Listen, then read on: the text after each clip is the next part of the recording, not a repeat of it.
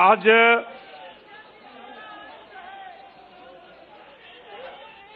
Samajwadi party कार्यालय के इस प्रांगण में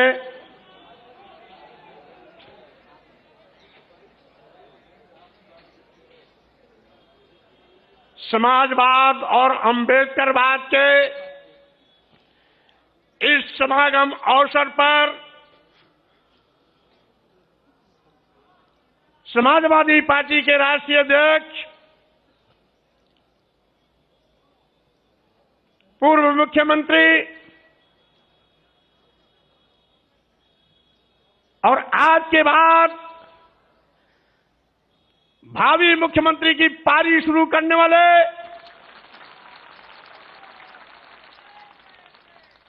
श्री अखिलेश यादव जी अभी आपको संबोधित कर रहे थे। उत्तर प्रदेश सरकार में मंत्री पद से इस्तीफा देने वाले भाई डॉक्टर धर्म सिंह सैनी जी हमारे बीच उपस्थित हमारे परम सम्मानित सहयोगी साथी, पूर्व में कई बार मंत्री रहे, वर्तमान में विधायक भाई भगवती प्रसाद सागर जी, पूर्व में मंत्री वर्तमान में विधायक भाई विनय शाक्य जी, तीन बार विधायक रहने वाले जो अभी विधायक पद से फिर इस्तीफा दिया बहुत ही कर्मठ साथी भाई रोशन लाल वर्मा जी, अभी निषाद समाज से ताल्लुकात रखने वाले डॉक्टर मुकेश वर्मा जी जो विधायक पद से इस्तीफा देकर के आपके साथ खड़े हुए हैं, हमारे प्रजापति समाज से भाई ब्रजेश कुमार प्रजापति विधायक जो तिंदवारी से इस्तीफा देकर आपके बीच आज भारतीय जनता पार्टी को उखाड़ फेंकने का संकल्प लेकर के यहां मौजूद है। हमारे विधायक जो भी इस्तीफा दिए चौधरी अमर सिंह शौरभगढ़ सिद्धार्थनगर,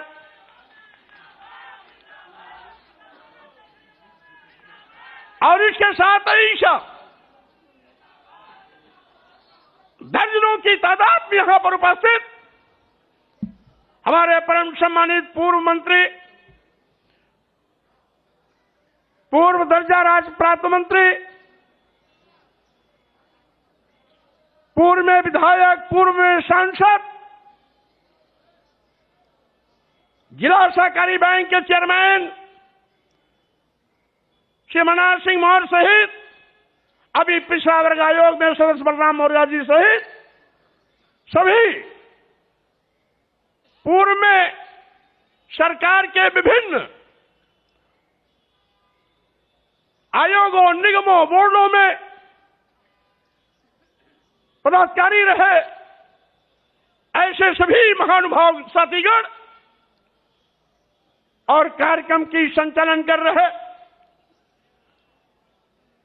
समाजवादी पार्टी उत्तर प्रदेश के अध्यक्ष हमारे पुराने साथी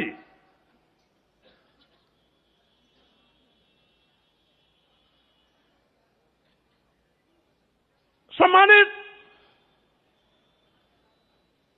उत्तम जी, और इसके साथ ही यहां पर बैठे हुए हमारे सभी नए और पुराने वो सभी साथीगण जो बिना किसी निमंत्रण, बिना किसी आमंत्रण के आज लखनऊ की सारी सड़कों को जाम में परिवर्तित कर दिया है।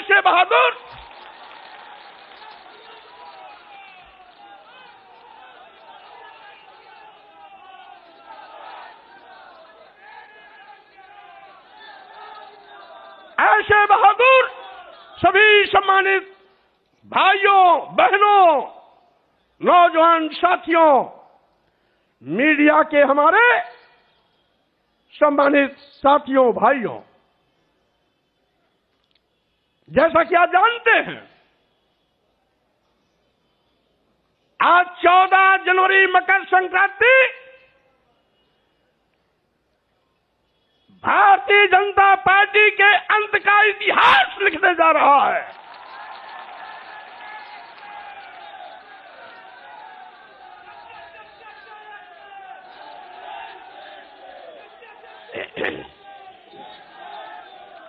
आज भारतीय जनता पार्टी के वो बड़े बड़े नेता जो कुंभकर्ण नींद सो रहे थे, जिनको कभी विधायकों, सांसदों और मंत्रियों से बात करने का वक्त नहीं मिलता था, हम लोगों के इस्तीफा देने के बाद उनकी नींद हराम हो गई है, नींद ही नहीं आ रही है।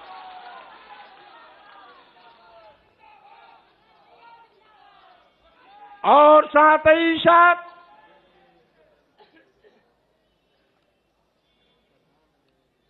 भारतीय जनता पार्टी के कुछ लोग कहते हैं कि 5 साल तक क्यों नहीं इस्तीफा दिया, और साथ ही साथ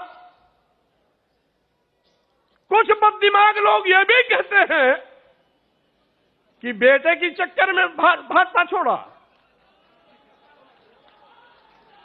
मैं ऐसे लोगों से कहना चाहता हूं, भारतीय जनता पार्टी के लोगों ने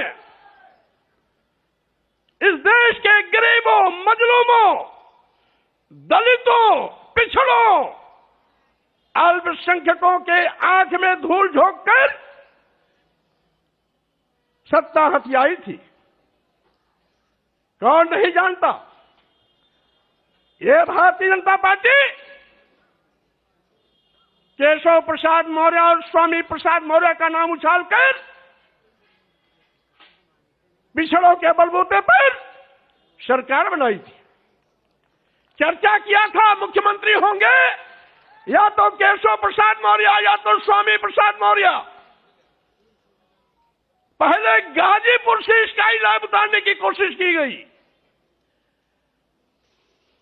स्काई लैब यहां आते आते बीच में ही ब्लास्ट हो गया। दूसरा स्काई लैब गोरखपुर से लाकर के मुख्यमंत्री की कुर्सी पर बैठा दिया और पिछड़े वर्गों की आंख में धूल झोंकने का काम किया।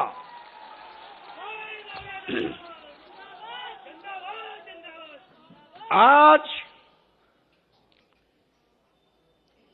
सरकार बनावे दलित और पिछड़े, और मलाई खामे वो लोग अगड़े 5% लोग। मैं कहना चाहता हूं, आप कहते हो नारा दे रहे हैं 80 और 20 का, और मैं ये कहता हूं 80-20 नहीं, अब तो होगा 15 और 85 का। 85 तो हमारा है, 15 में भी बंटवारा है।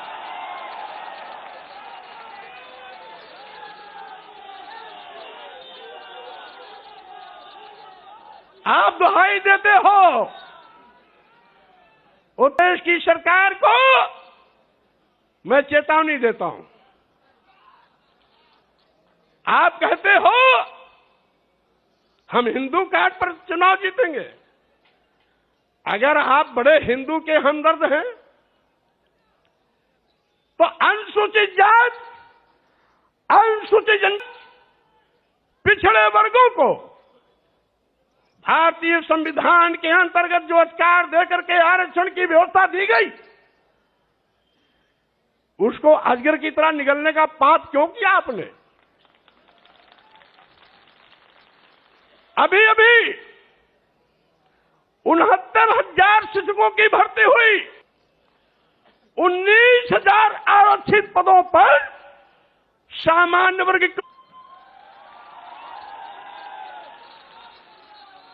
क्या अनुसूचित जनजाति के लोग हिंदू नहीं है क्या? क्या 54% वाला पिछड़ा वर्ग हिंदू नहीं है क्या? और अगर 23% वाले अनुसूचित जाति और जनजाति के लोग हिंदू हैं, 54% वाले पिछड़े वर्ग के लोग हिंदू हैं, बनते हैं। और यही नहीं, मैं कैबिनेट में था, एक प्रस्ताव आया, बिना एडवर्टाइजमेंट निकाले, बिना आवेदन पत्र मांगे, कैबिनेट में चिकित्सा शिक्षा विभाग एक प्रस्ताव आया कि चूंकि अनुसूचित जाति, जनजाति और पिछड़े वर्ग के अभ्यर्थी उपलब्ध नहीं है, इसलिए इनकी जगह को सामान्य वर्ग से भर दिया जाए। हमने कैबिनेट में करारा विरोध किया। हमारे विरोध पर मुक्ति पर रोक नहीं लगाई, ये हमदर्दी है। और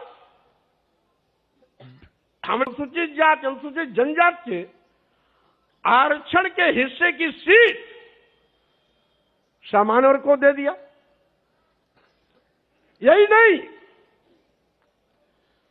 अब तो सरकारी संस्थान भी निजी क्षेत्रों में दे रहे हैं, क्योंकि न रहेगी बांस न बजेगी बांसुरी।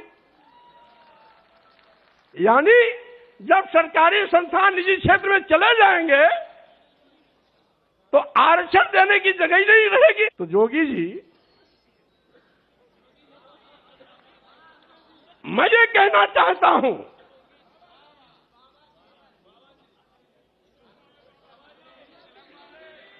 जोगी जी या बाबा जी, मैं ये कहना चाहता हूं, अनुसूचित जनजाति के नहीं है, आदिवासी नहीं है, पिछड़े वर्ग के नहीं है, तो वही 10-5% अगर आपके हिंदू हैं तो आपका खटिया खड़ी बिस्तरा गोल होना तय है। क्योंकि बंटवारे की लाइन आपने खींच दिया है। अब तो अनुसूचित जाति, जनजाति, आदिवासी, दलित, गरीब आपके साथ खड़ी होगी, और उसमें भी हम बंटवारा करेंगे, क्योंकि उन बड़ी जातियों में भी कुछ समाजवादी चिंतन के हैं और कुछ अम्बेडकरवादी चिंतन के हैं। इसलिए साथियों, मैंने कहा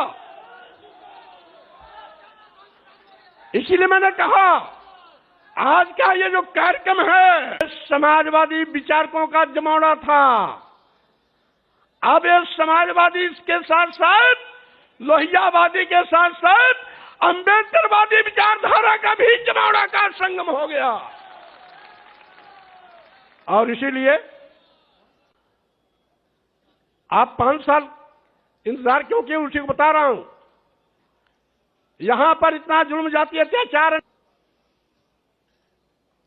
लखीमपुर की घटना, हाथरस की घटना, गोरखपुर की घटना के साथ साथ 2 दर्जन ऐसी घटनाएं हैं जहां एफआईआर वाली किया। और साथ ही शाहपुर 1.5 महीने के अंदर चुई हत्या हुई तो मैं स्वयं मौके पर पहुंचा। मैंने बल्कि ये कहा भी कि हो सकता है उत्तर प्रदेश में कानून का राज हो, लेकिन गगहा और गोरखपुर में गुंडा राज है। मंत्री रहते मैंने कहा था। यद्यपि कुछ टीवी वालों ने चलाया 1-2 बार, ऊपर से रोक दिया गया होगा, लेकिन उसके बावजूद भी थानेदार नहीं हटाया गया और सीओ नहीं हटाया। क्यों? क्योंकि वो जोगी बाबा की बिरादरी वाला था। और मेरे लौटने के बाद जब 2 हत्या और हो गई, यानी 7 हत्या पूरा हो गया, और सीओ हटाया गया। गगहा, गोरखपुर, गगहा बाजार भी है। एक दो बनिया मारे गए थे और एक अज्ञात महिला की लाश मिली थी। ये 7 हत्याएं हैं। 2 मौर्य, 2 ब्राह्मण और 2 बनिया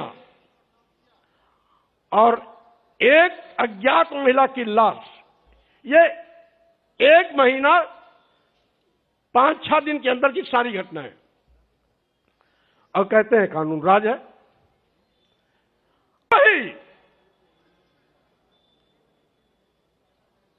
कि जिन दलितों पिछड़ों का भारतीय जनता पार्टी ने पूर्ण प्रचंड बहुमत की सरकार बनाई, सरकार बनाने एक एक करके उन्हीं को दफनाने की कोशिश करने लगी। लेकिन भारतीय जनता पार्टी के नेताओं से मैं कह देना चाहता हूं, 14 जनवरी का यह जो कार्यक्रम हो रहा है, जनसैलाब उमड़ेगा और चलेगा। एक ऐसी आंधी चलेगी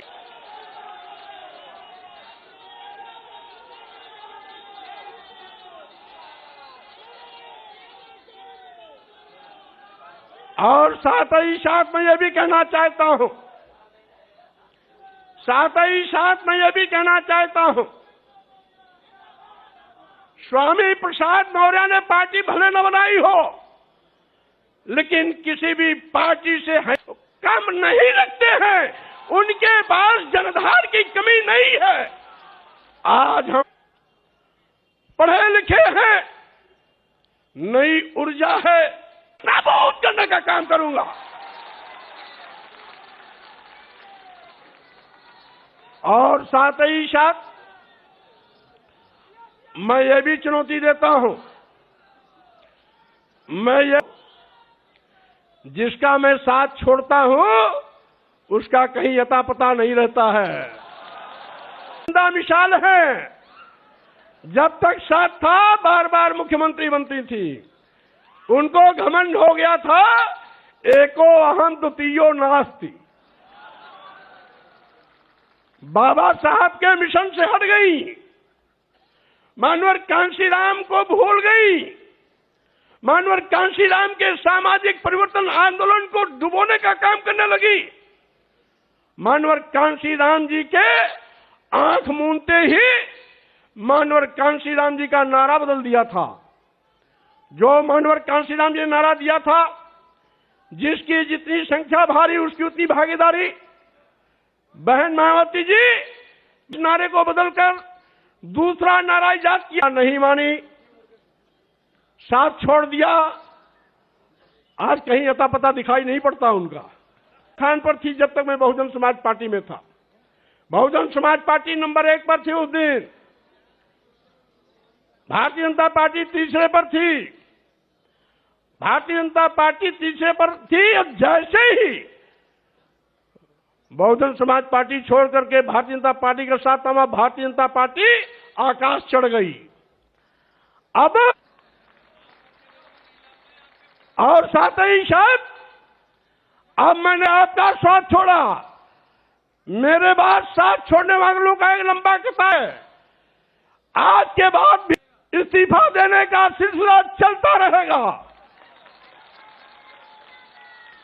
और साथ ही साथ सीधे सीधे हिंद महासागर में ले जाकर के डुबोने का काम करेगी। आज इस अवसर पर मैं ये भी कहना चाहता हूं, जिसके पीछे लाखों का हुजूम हो, आज कोरोना महामारी के चलते निर्वाचन आयोग का भी शिष्टाचार पालन करने का निर्देश दिया है और साथ ही साथ कोरोना प्रोटोकॉल को भी पालन करने का निर्देश दिया है। इसीलिए आज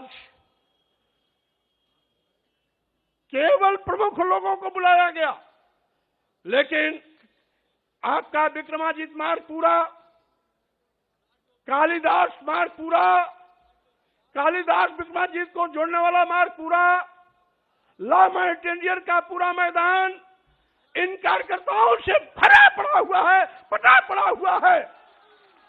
और साथ ही साथ जैसा कि हमारे भाई डॉक्टर धर्म सिंह ने कहा, अगर कोरोना महामारी नहीं होता, निर्वाचन आयोग का आचार संहिता नहीं होता, तो आज रमाबाई अंबेडकर मैदान में ऐतिहासिक कार्यक्रम के माध्यम से भाजपा की चूल्हे आज ही हिला दी गई होती।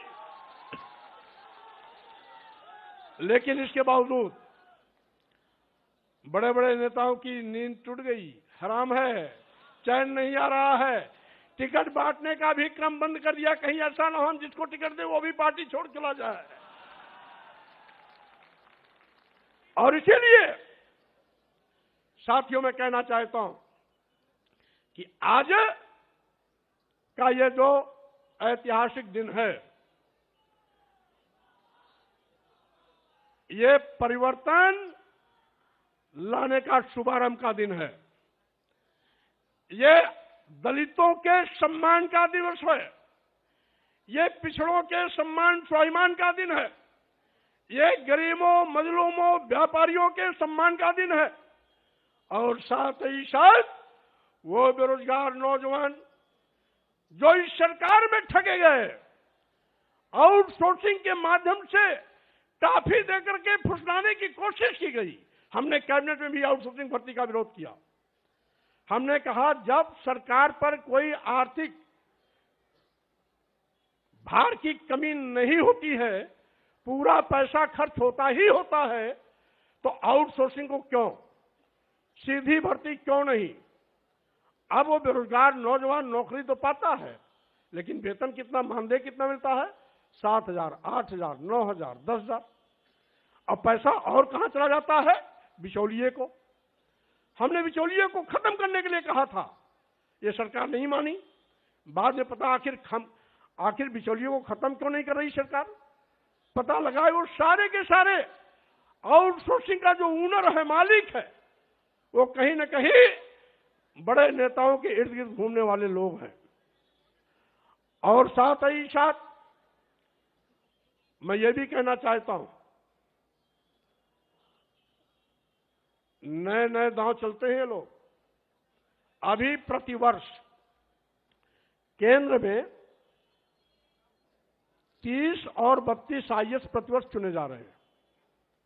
लिखित परीक्षा नहीं, लिखित परीक्षा नहीं, केवल इंटरव्यू पर।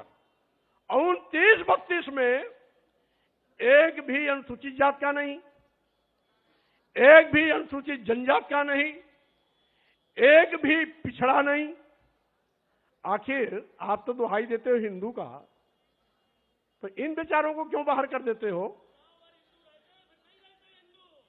इसका मतलब है आज जो दलित और पिछड़ा है, आज भी आपके लिए अछूत है, आपके लिए भी शूद्र है, आपके लिए भी नीच है, आपके लिए भी अधम है, आपके लिए भी वो इंसान नहीं बल्कि जानवर से बदतर है।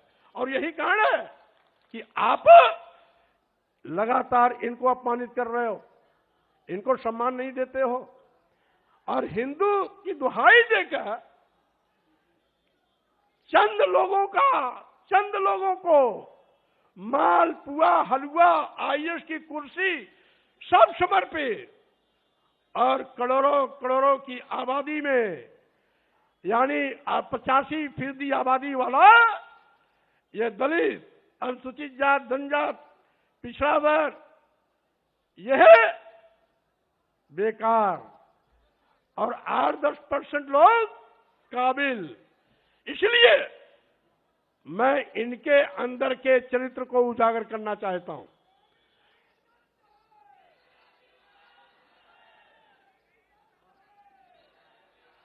और साथियों, हमारे मीडिया के साथी भी कभी कभी कहते हैं कि मौर्य जी इतना विलंब क्यों किया? अरे भाई, 5 साल के लिए जनादेश मिलता है और 5 साल तो इंतजार करना ही पड़ेगा। अब जब 22 के नए जनादेश की बारी आई है, तब मैंने ताल ठोका है और ताल ही नहीं ठोका है। यह मैदान श्री मुलायम सिंह यादव का है।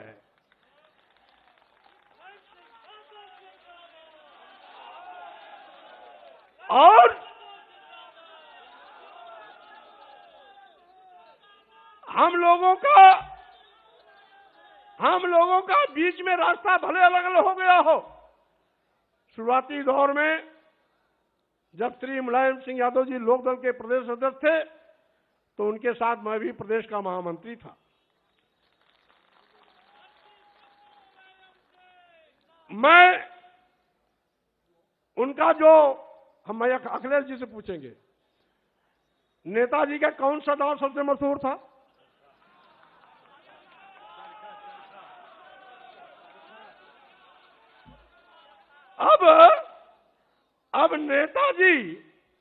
अब नेताजी चरखा दांव नहीं लगाएंगे, बल्कि अब नेताजी की ये पूरी फौज वो चरखा दांव लगा करके एक एक भाजपा वालों को ऐसी पटकनी देगा कि सबको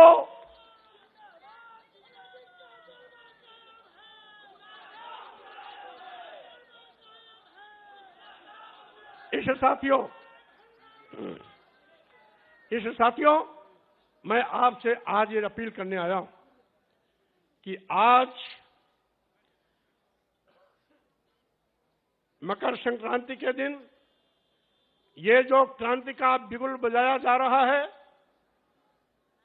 ये भारतीय जनता पार्टी का सफाया करेगा। साथ ही साथ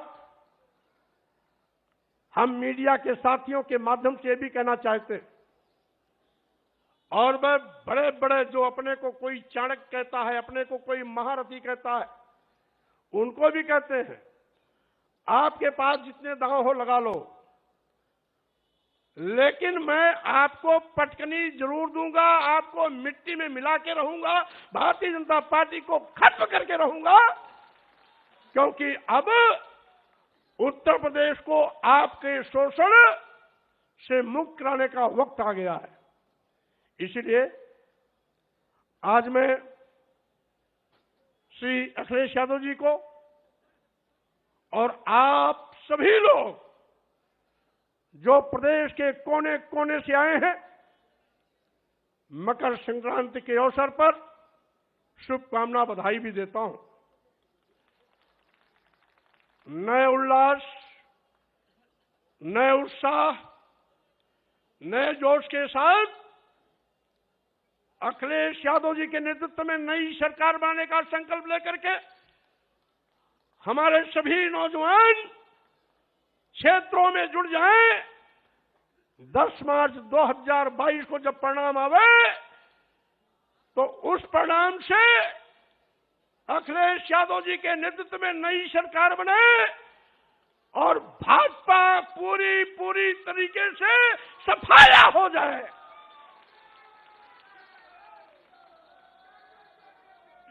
इन्हीं शब्दों के साथ में मैं अपने छोटे लघु मध्यम व्यापारियों से भी कहना चाहता हूं,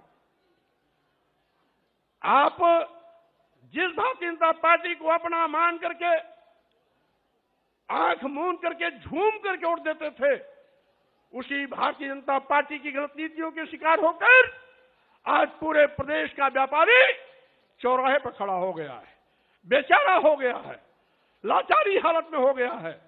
इसलिए व्यापारियों से भी हम इस संग्राम में जुड़ने के लिए अपील करते हैं। इन्हीं शब्दों के साथ हम आए हुए सभी नौजवानों, भाइयों, साथियों को बहुत धन्यवाद देते हैं और साथ ही साथ राष्ट्रीय अध्यक्ष श्री अखिलेश यादव जी के नेतृत्व में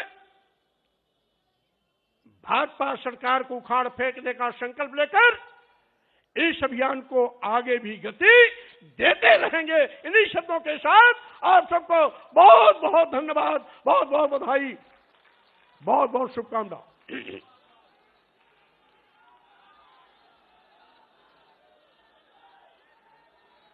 एक नारा हमारे साथ,